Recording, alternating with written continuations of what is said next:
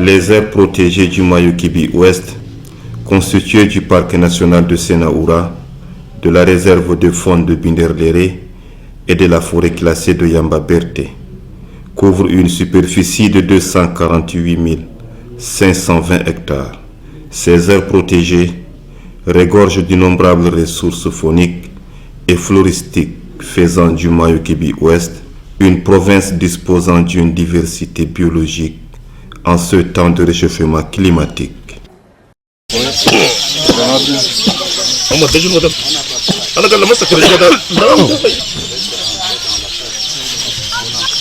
Les papiers que vous avez fait avec la HENA, tu m'en donnes là. Au regard de ces ressources naturelles, méritant préservation et protection, la République du Tchad a conçu avec l'appui du Fonds pour l'environnement mondial, FEM, et de l'Union internationale pour la conservation de la nature, UICN, le projet Reconnect. Entendez, projet restauration des corridors écologiques du Mayukibi Ouest au Tchad en appui aux multiples avantages fonciers et forestiers. Le but de ces projets est de restaurer et de maintenir les services écosystémiques, la réduction des émissions de gaz à effet de serre et l'augmentation de la séquestration du carbone dans les forêts et les systèmes agro-silvopastoraux du Mayukibi Ouest. Le projet Reconnect, c'est un projet qui intervient dans un aspect global de l'environnement, mais en visant particulièrement à la séquestration de carbone sur l'intervention de 21 600 hectares.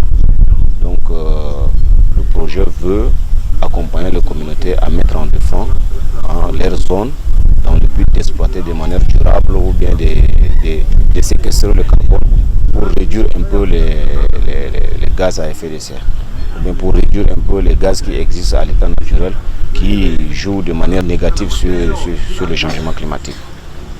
Et donc c'est pourquoi, pour atteindre cet objectif de réduction des gaz à effet de serre dans l'état naturel, il fallait séquestrer le carbone dans les forêts, mais tout en mettant en défense quelques superficies de zones dans la zone du projet. Pour une gestion durable des ressources naturelles à long terme, le Reconnect mise sur une forte implication des communautés à la base.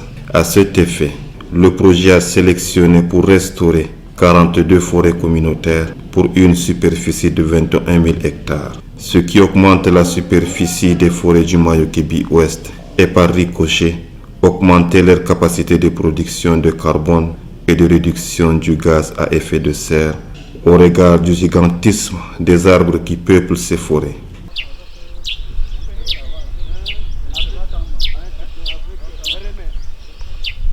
Les forêts communautaires sont créées par les populations locales. Dans le cadre de la mise en œuvre du projet, elles bénéficient d'un accompagnement conséquent pour une gestion durable des ressources naturelles. Les différentes forêts, vous savez que si on prend les forêts, ils ont les différentes valeurs écologiques. Il y a d'abord le projet vise premièrement à restaurer tous les habitats qui sont dans la forêt pour faire revenir la faune. Parce que sans la faune, il y aura un problème dans la chaîne alimentaire. L'idée, c'est de restaurer un peu ces forêts-là pour avoir de l'habitat.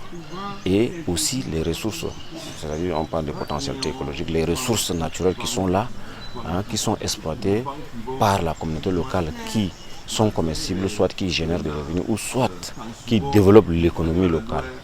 Parce que au-delà de la protection de la forêt, nous avons une idée de financer, n'est-ce pas, ces communautés-là à exploiter les ressources naturelles, c'est-à-dire tirer ce qui est dans la forêt pour pouvoir transformer et gagner de l'argent. Alors, si nous ne préservons pas cette forêt, on ne pourra pas avoir ces produits forestiers non lieux-là dans ces forêts-là pour les transformer. Alors, c'est-à-dire c'est ça qu'on parle de la gestion durable. C'est-à-dire qu'il faut que ça soit pérenne. Il faut que ces ressources soient utilisées, il faut que ces ressources génèrent des revenus, il faut que ces ressources aident la population sur plusieurs dimensions. Que ce soit sur les dimensions pharmacologiques, que ce soit sur les dimensions culturelles, que ce soit sur les dimensions de séquestration de carbone, comme je l'avais dit, et que ce soit sur la dimension de la végétation. Pour une gouvernance durable des forêts communautaires, il importe de faire leur état des lieux et d'analyser le contexte de gestion des blocs de forêts concernés. Une équipe multidisciplinaire a été commandité par le Reconec à cet effet.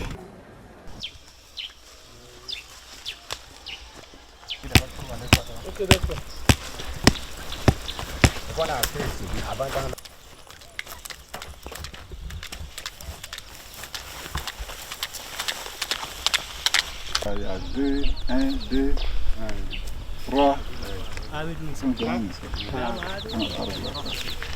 L'objectif de cette activité, c'est d'avoir le nombre de différentes espèces qui se trouvent dans cette forêt communautaire de Moursou.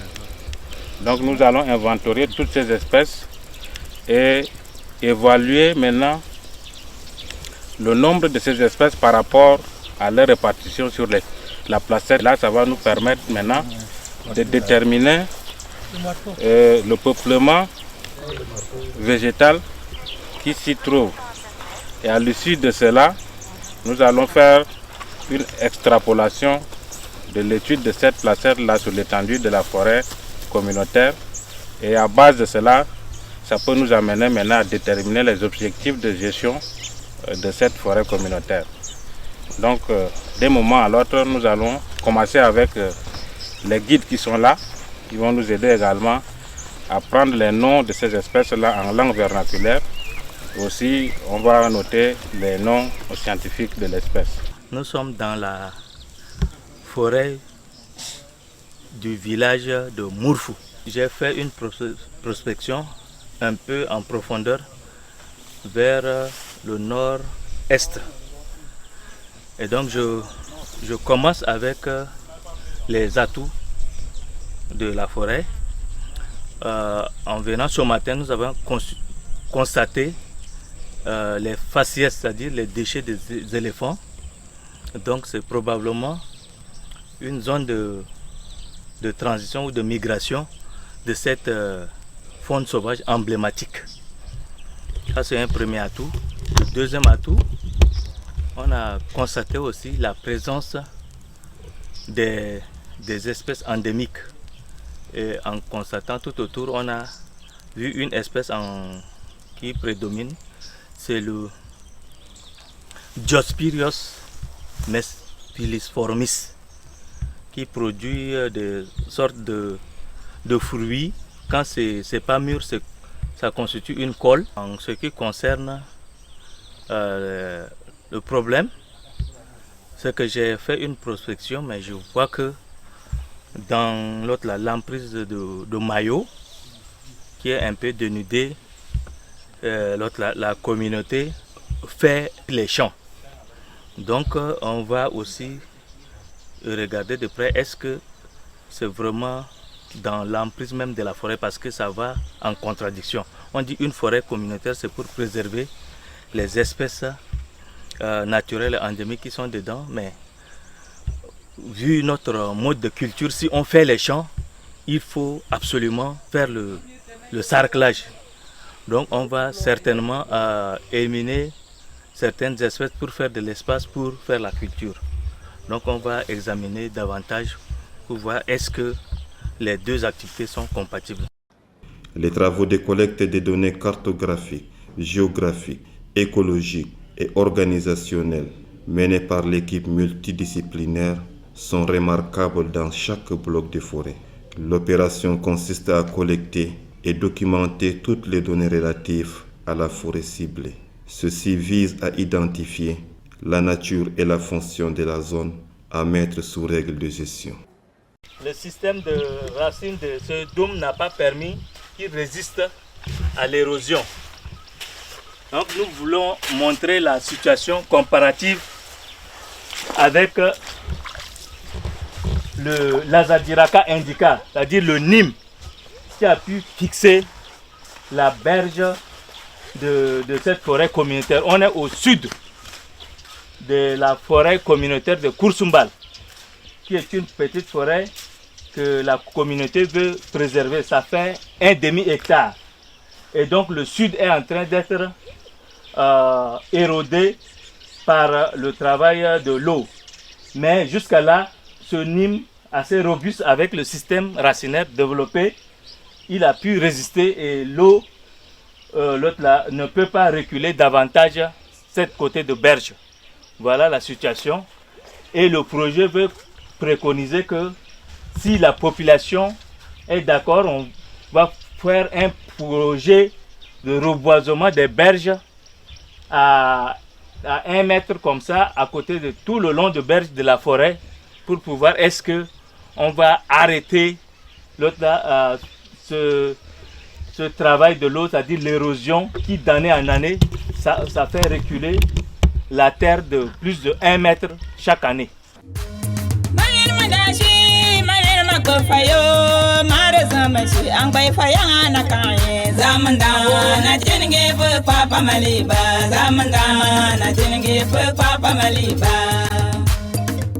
Le projet Reconnect a organisé ce 9 septembre à Pala un atelier de validation des blocs de forêts sélectionnés pour bénéficier de l'appui du projet. L'objet de l'atelier est de valider la liste des forêts communautaires nécessitant une intervention urgente du projet Reconnect.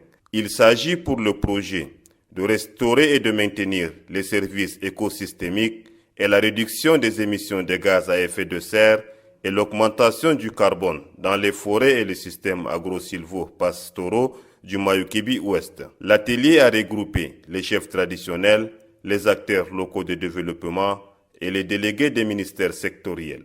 Au regard de la complexité du régime foncier local, une implication préalable des chefs coutumiers s'avère nécessaire dans la gestion des ressources naturelles, a indiqué le coordonnateur national du Reconnect, Yassine Assafo Ahmad. Le secrétaire général de la province du Mayukébi Ouest, Sadiq Khatir Abdraman, a ouvert l'atelier. Il a déploré le mode d'exploitation traditionnel non durable de l'écosystème par la surexploitation des espèces ligneuses pour l'énergie domestique. À cet effet, la responsabilité d'agir incombe à tous pour une bonne gouvernance des ressources naturelles dans le Mayukébi Ouest.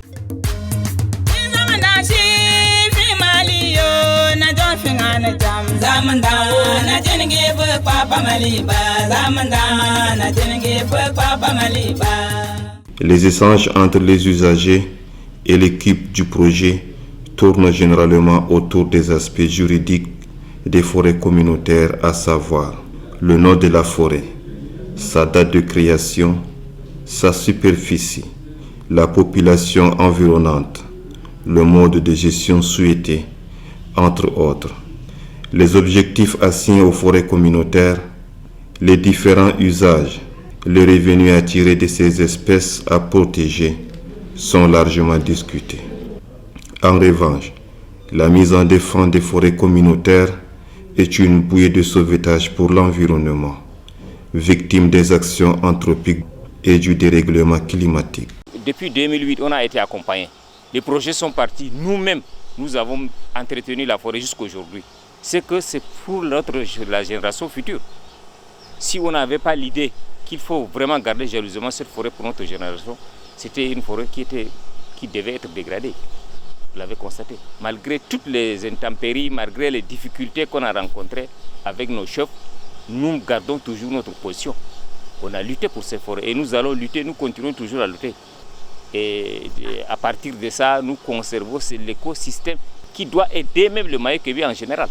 Il y a certaines racines qui sont importantes dans cette forêt-là que les gens cherchent. Par exemple, l'aloe vera. Les gens sont en train de chercher ça. C'est vraiment plein dans cette forêt, l'aloe vera. On a nos voisins qui quittent même du Cameroun pour venir voir et puis filmer. Parce qu'ils voient ça sur les photos, on les dit, il y en a ici, les gens pensent que ce n'est pas vrai. Mais ils viennent trouver sur le champ. Les forêts communautaires retenues dans le cadre du projet sont spécifiques les unes que les autres. Elles se singularisent par leur superficie ou les espèces floristiques qui les composent et leur nature. L'entrée dans certaines exige des rites pour apaiser les mauvais esprits qui rôdent dans la forêt. C'est le cas de la forêt communautaire de Yanto, dans le département de El Ouaya.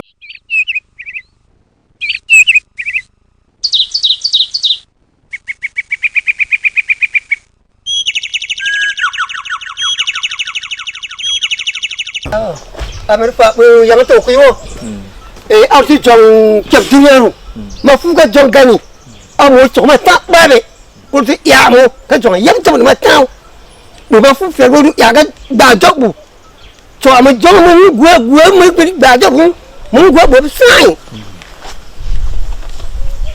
Voilà. Quelle que soit leur nature, ces forêts disposent toutes des ressources naturelles qui, bien exploitées, peuvent contribuer à l'amélioration des cadres et conditions de vie de l'homme. En effet, les arbres de la zone du projet sont utilisés par la population comme source d'énergie, bois de chauffe et bois d'œuvre, charpente, étagères, lits. Leurs racines, feuilles et écorces sont utilisées pour la pharmacopée. D'autres produisent des fruits comestibles. On est dans la forêt du village de Mourfou où on est en train de faire notre premier travail d'inventaire floristique.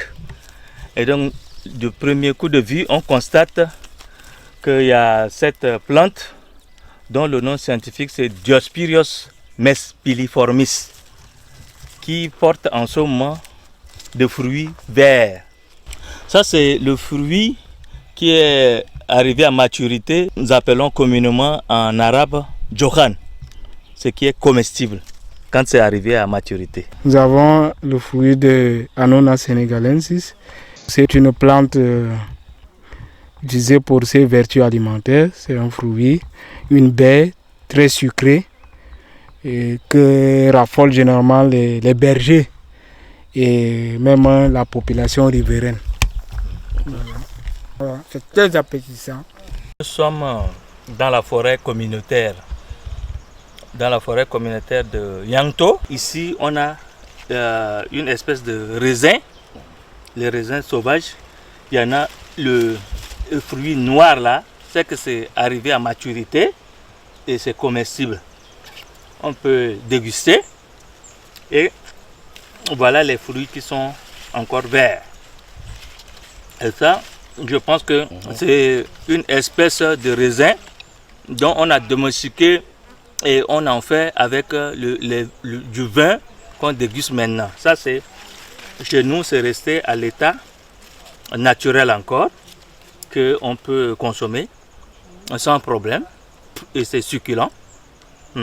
Donc ça fait la partie de richesse de cette forêt communautaire. Il y a donc des tubercules là. Donc ce sont ces tubercules qu'on va détacher.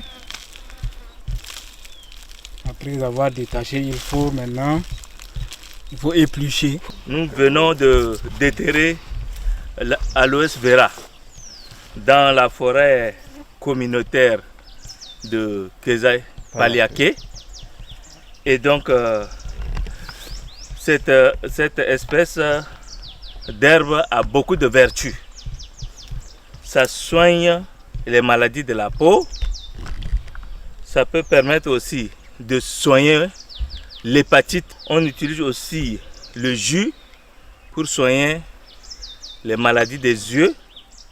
Et les vrais connaisseurs, ils combinent avec d'autres plantes et ça donne une gamme de produits médicinaux.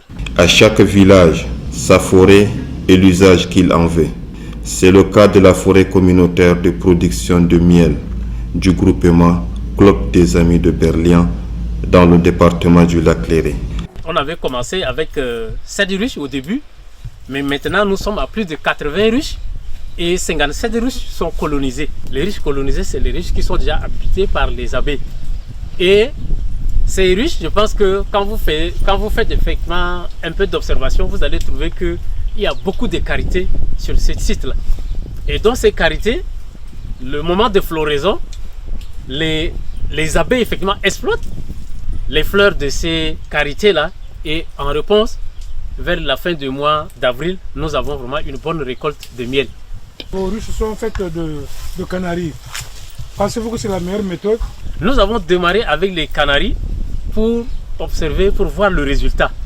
Maintenant, effectivement, avec les canaries, les abeilles ont n'arrivent pas à exprimer leur potentialité dans la production. Mais nous sommes en train de solliciter avec l'appui, peut-être de reconnaître.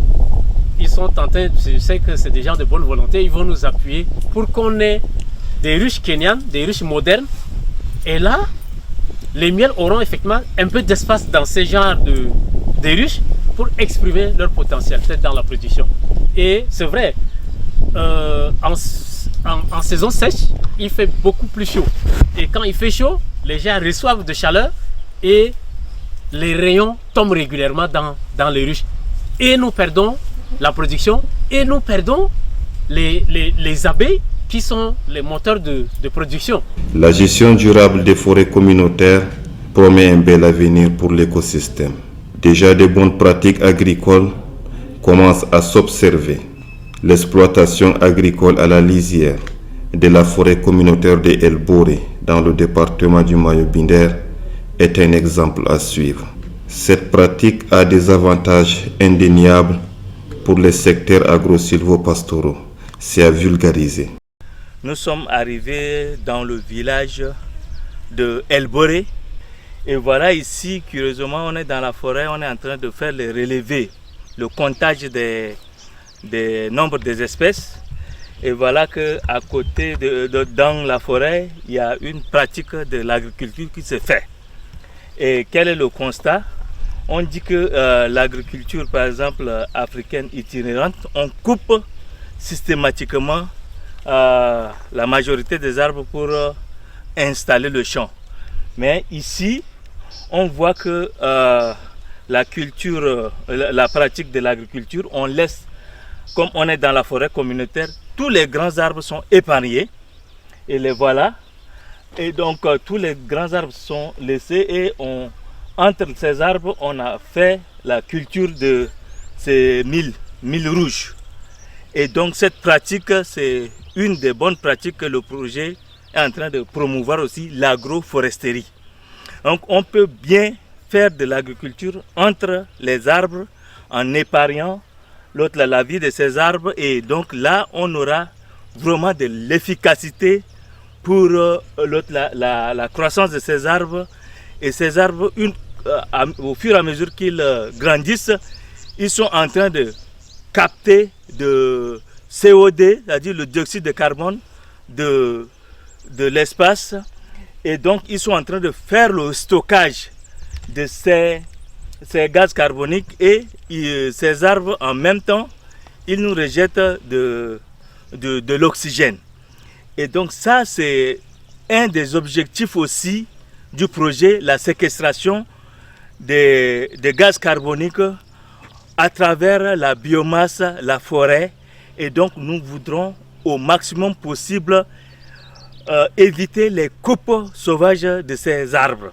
La volonté affichée des populations locales pour la restauration des corridors écologiques et la séquestration du carbone est manifeste. Les autorités administratives locales et les services déconcentrés de l'État, des départements du Mayo-Binder, du lac Léré et de l'Ouaya apportent une caution forte à cette volonté. Mais la mission demeure grande et demande des moyens colossaux pour l'atteinte des résultats escomptés.